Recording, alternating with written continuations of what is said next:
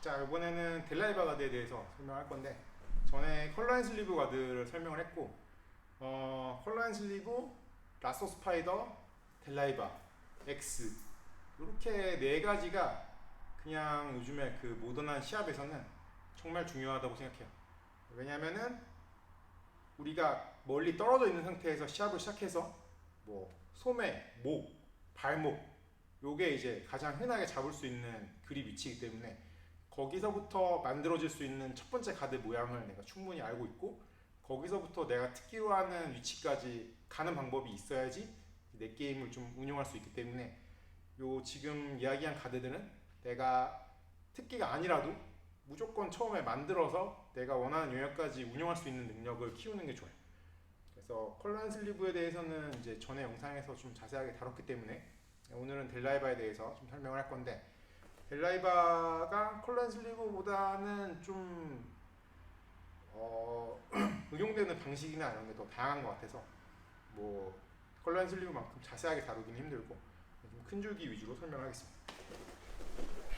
델라이바는 이제 이 사람 다리를 기준으로 한 다리가 나한테 가깝고 한 다리가 나한테 멀 때 이 가까운 다리를 내가 바깥쪽에서부터 막아놓고서는 사용하는 카드. 내가 바깥에서부터 막을 수 있고 안에서 막을 수 있고 이렇게 다리로 바깥쪽 안쪽으로 막는 거를 상체로 생각하면은 약간 언더옥 오버옥처럼 이해하면 돼요. 같은 거리에서 내가 언더옥 싸움을 할 수도 있고 오버옥 싸움을 할 수도 있는 것처럼 내가 이 다리를 기준으로 바깥쪽에서 잡으면 델라이바가 되는 거고 안쪽으로 들어가서 잡으면 엑스가드가 되는 거예요. 근데 멀리서 밖에서 잡는 게 사실 제일 가깝기 때문에 항상 가장 먼저 잡을 수 있는 위치는 요거라고 생각을 하면 돼요. 델라이바를 설명하면서 도장에서 항상 수업할 때 느끼는 거는 고정관념이 엄청 많아서 델라이바 하면 델라이바 훅 떠오르죠. 사람들이 훅이 엄청 중요하다고 생각해. 이거를 넣어야 된다라는 생각을 엄청 많이 해요. 누가 그렇게 가르쳐주지 않아도 그냥 그 이름 때문에 그렇게 되는 게 되게 많은 것 같아요. 근데 이 훅이라는 거는 사실 델라이바 가드의 구조에서 우선적으로 중요하지 않아요. 이게 없이 델라이바를 사용해도 잘하는 사람이 많고 이게 일단 우선적으로 중요하지가 않아요.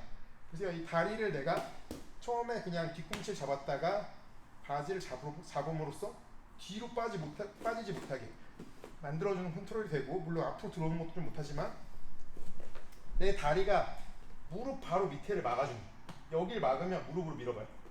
이렇게 밀고 들어오지 못하게 그래서 뒤로 빠지지 못하고 앞으로 밀지 못하게 만들어주는 게 이 손이랑 다리가 만들어주는 첫 번째 구조예요. 근데 내가 아까 훅 얘기를 왜 했냐면은 훅에 집착하게 되면 훅을 여기다 걸어야 된다고 사람들이 생각해서 훅을 여기다 걸면 봐요. 지금 원래 내가 여기를 누르고 있었는데 무릎이 벌어지면서 여기를 누르고 있어.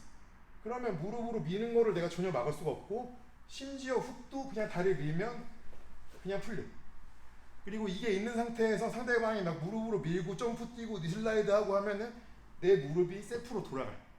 그래서 훅을 우선적으로 걷는 게 아니라 무릎 밑을 막아주는 위치를 우선적으로 확보를 하는 거예요.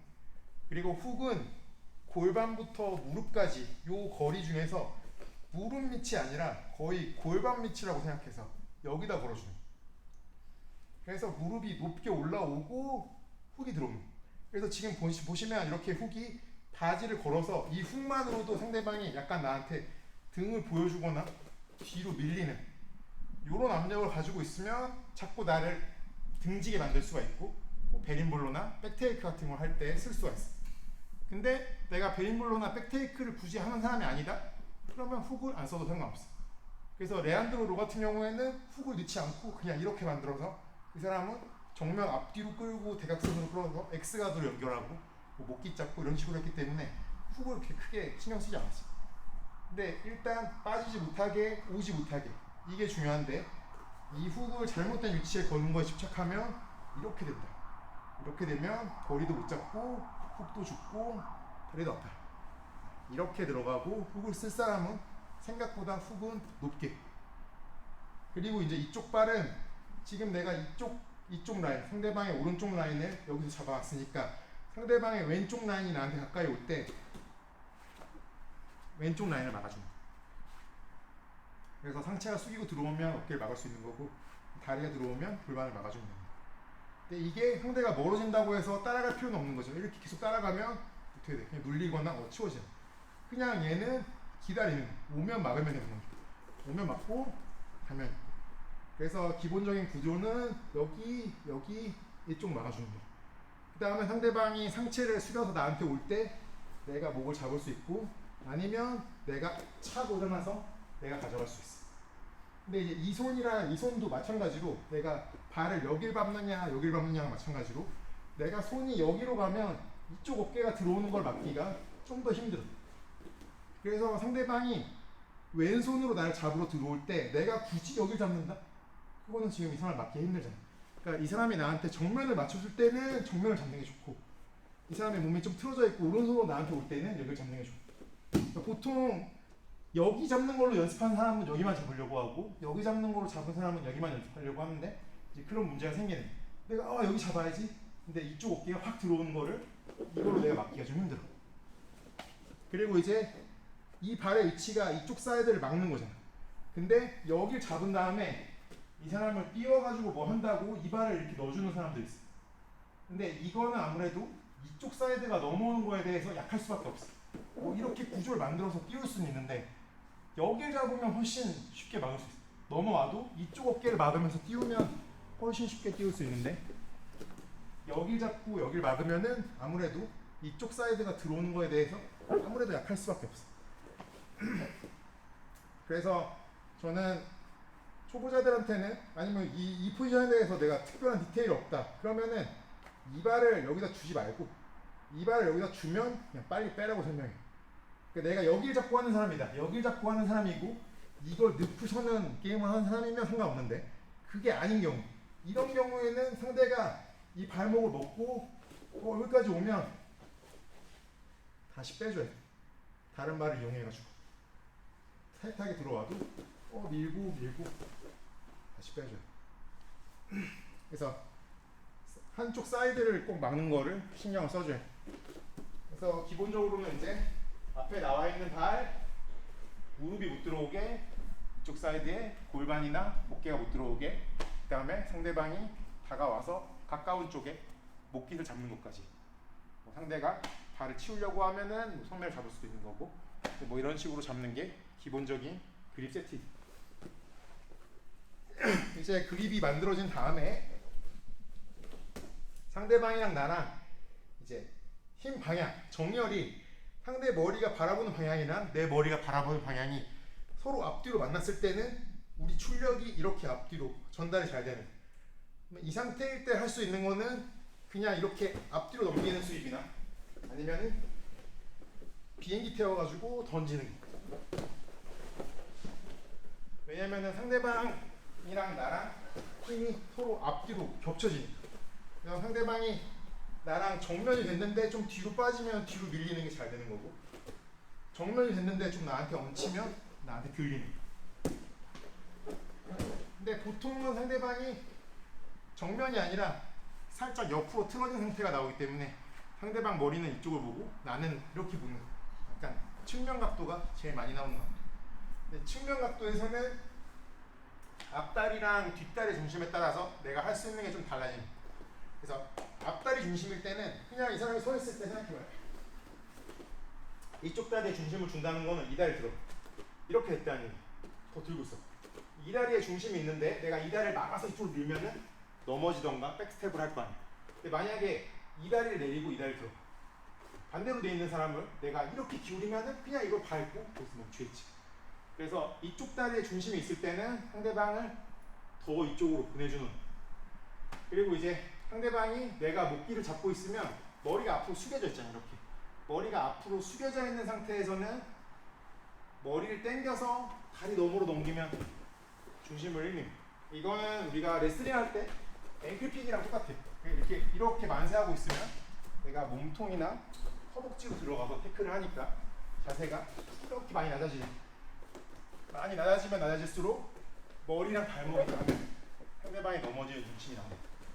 그래서 나는 비록 누워있지만 테이크다운 하는 거랑 같은 원리인 이렇게 나와 있는데, 상대방 머리가 낮아진 상태에서 이쪽 다리에 중심이 들어가 있고 머리를 이 다리 너머로 넘기면 기울어집니다.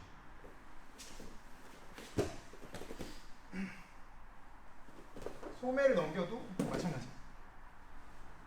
물론 허리를 딱 세우고 데드리프트 하면은 얘기가 달라지지만 머리가 숙여져 있는 상태에서는 몸 방향이 똑같으니까 우리가 테이크다운 할 때 소매 잡아서 다리 너머로 넘기는 거랑 같은 원리로 상대방이 넘어져요.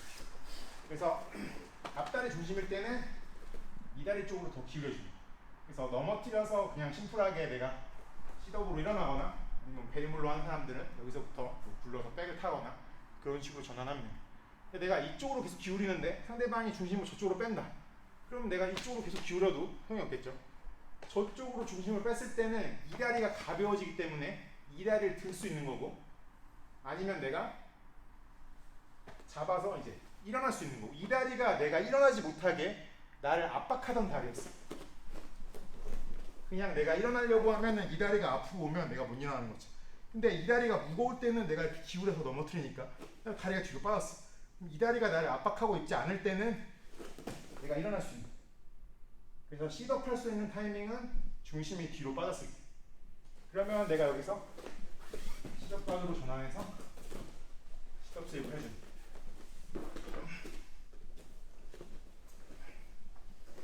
여기서 정면 들 수 있고, 앞다리 기울일 수 있고, 뒷다리 내가 일어날 수 있고.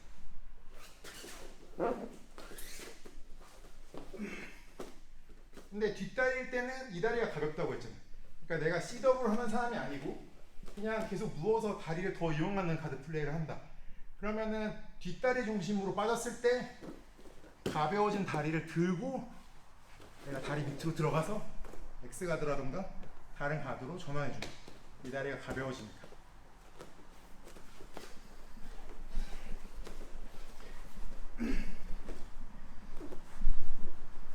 이게 이제 기본적인 딜라이바 가드의 구조, 그리고 이제 상대방이랑 나간의 방향, 그 다음에 상대방의 무게 중심에 따라서 내가 어떤 전략으로 움직이는지 그런 개요가 되겠고, 딜라이바 가드는 이 안에서 파생된 스타일이 뭐 스윕하는 방식이나 일어나는 방식도 지금 보여준 것 같은 보편적인 방식으로 일어날 수도 있지만, 뭐 코브리냐처럼 반대쪽 엉덩이로 일어날 수도 있고, 뭐 변형이 되게 많기 때문에 한 영상 안에서 다 설명하기에는 너무 방대하고, 일단 요거는 그냥 큰 줄기로 이 정도는 알고 있어야지 내가 딜라이바 가드를 잡고 운용하면서 내 게임을 좀 만들 수 있겠다 싶은 정도를 여기까지 설명해봤습니다.